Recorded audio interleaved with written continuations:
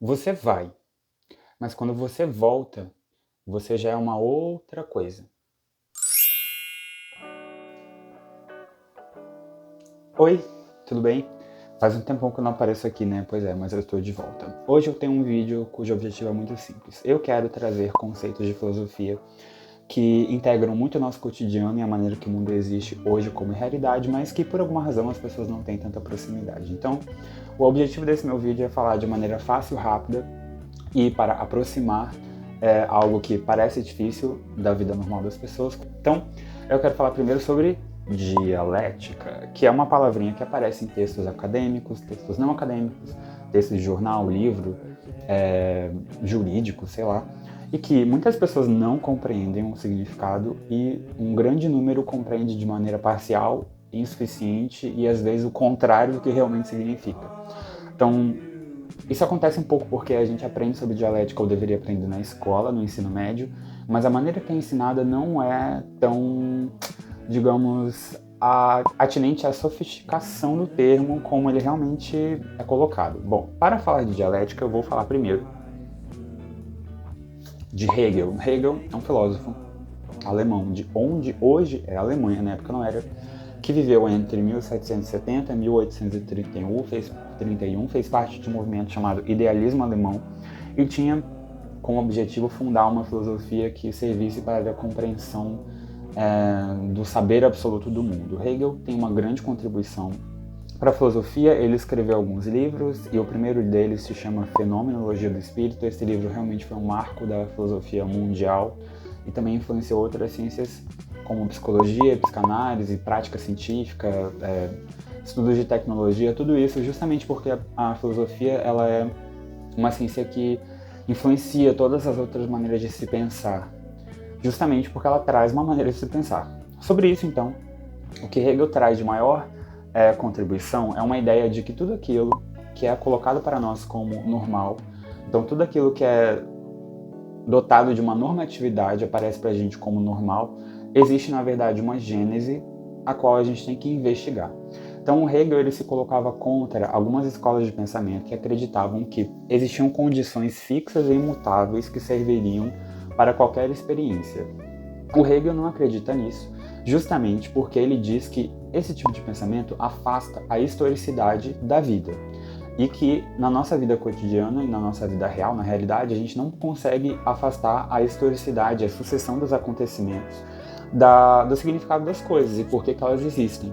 Então o Hegel ele frisa, ele insiste que a gente deve buscar a gênese das coisas, especialmente aquelas que aparecem para a gente como normal, justamente a partir da historicidade dos acontecimentos. Pois bem, por essas razões, para operacionalizar então essa investigação, digamos assim, que o Hegel propõe sobre a gênese das coisas, ele recupera um termo grego da dialética. Então esse termo é vinculado à história da filosofia na Grécia, mas o Hegel ele modifica de maneira decisiva, peculiar, original e nunca mais será feito esse conceito, justamente porque ele já fez essa modificação, que é o seguinte: na história da filosofia na Grécia, a dialética está vinculada a uma ideia de dialogar pela razão.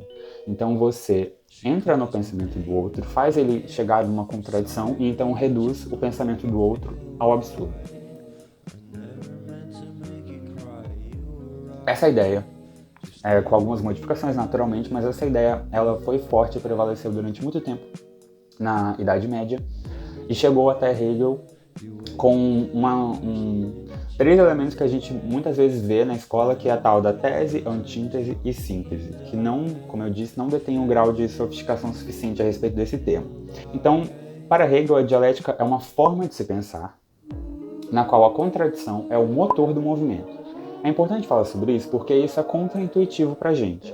Então, no senso comum, a contradição é aquilo que, na verdade, interrompe o pensamento, detém o debate, e para o Hegel a contradição não é o fim, mas é o começo da história.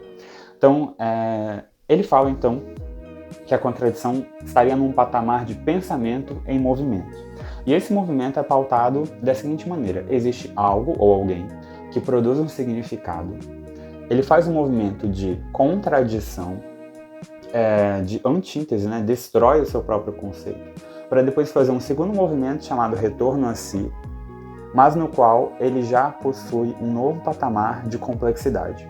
Então, dito de uma maneira muito simplificada e muito caricata, a gente pode falar, sei lá, sobre eu, Vitor, que sou uma pessoa que gosta de praia e não gosta de rio.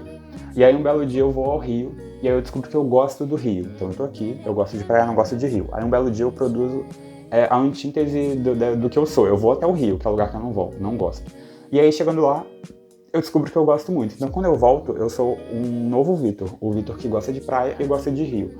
É claro que essa explicação é muito simples, mas eu posso trazer também uma explicação mais robusta, que seria o seguinte: digamos, o descobrimento da América. A América existia de uma maneira original, os europeus, através das grandes navegações, vieram até aqui, e o resultado desse encontro é uma nova coisa que não é nem a América original e nem a Europa, que é o que a gente é hoje em dia. E eu falo sobre isso num artigo no ensaio chamado Pesadelo Americano, que você pode achar no link na minha biografia do Instagram.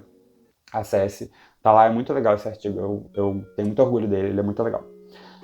Onde eu estava mesmo? Bom, então esse pensamento do Hegel, ele é um pensamento em movimento no seguinte sentido: ele tem um movimento horizontal, então você tem algo com um significado que depois o nega, mas ele é um movimento ascendente também, em função do aumento cada vez maior da complexidade do objeto. Então, ó, ele vem, volta, vem, volta, vem, volta. Isso é o quê?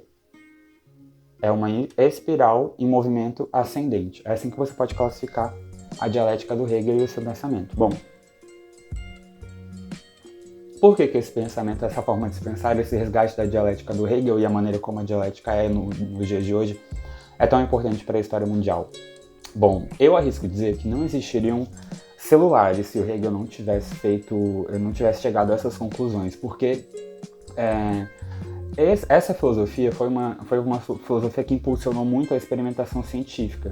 Então ela se contrapõe a escolas de pensamento que não questionavam o mundo de uma maneira tão contundente, justamente por acreditar que existiam coisas que eram da maneira que eram porque sim.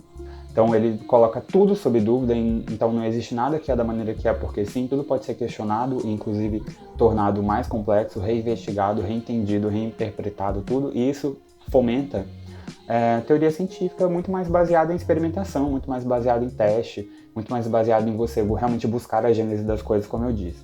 Então, eu arrisco dizer que se Hegel não tivesse falado sobre esse processo em que algo se aliena de si mesmo, coloca na sua negativa e depois volta com um grau de complexidade mais elevado, a gente não teria celulares, eu não estaria gravando esse vídeo aqui, você não estaria assistindo esse vídeo do seu smartphone. E, bom, esse pensamento, como eu falei lá no início do Hegel, ele influenciou várias e várias outras ciências de maneira completamente original e que nunca mais voltaram a ser o que eram. E aí, você conseguiu entender? Eu falei rápido demais, deu para acompanhar? Você ficou com alguma dúvida? Se você tiver alguma dúvida, você pode falar nos comentários, eu vou responder, você pode mandar direct. Se você gostou desse vídeo, por favor, dá um coração para eu saber e fala nos comentários que você gostou. Pode salvar também, que ajuda muito. Pretendo fazer mais vídeos sobre esse na medida da minha vontade, tá? Eu só faço quando eu tô assim mesmo. E é isso. Deixe as suas impressões, até a próxima. Um beijo e outro beijo para vocês. Tchau, tchau.